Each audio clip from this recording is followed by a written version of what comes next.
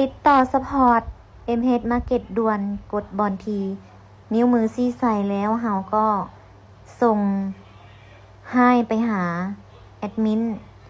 เวลาเฮาอยากถามหยังเนาะเพิ่นจะส่งมาถามว่าเฮาอยากถามเป็นภาษาไทยหรือลาวเฮาก็กดไทยเข้าไปแล้วเพิ่นจะส่งมาถามว่าเฮาอยากถามหยัง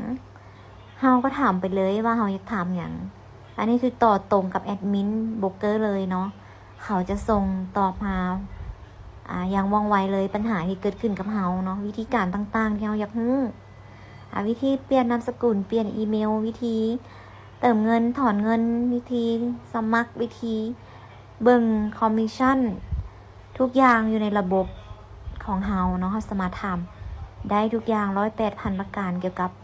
บริษัทของเฮาเพิ่นตอบเฮาทุกเวลา24 นาที24 ชั่วโมงเนาะ ทุกคนสามารถสอบถามได้ในนี้เด้อเนาะจึงว่องไวทันใจถ้าหากเซลล์บ่ทันบางเทื่อเซลล์คนเดียว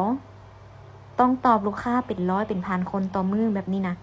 หากมันซ่าบ่ทันใจให้ทุกคนกดเข้าตัวนี้เลยเนาะทันใจสุดๆไปเลยเนาะโบรกเกอร์ของเฮาคือเป็นโบรกที่มาตรฐานสากลและตอบคำถามลูกค้าว่องไวทันใจมีหลายช่องทางในการตอบถาม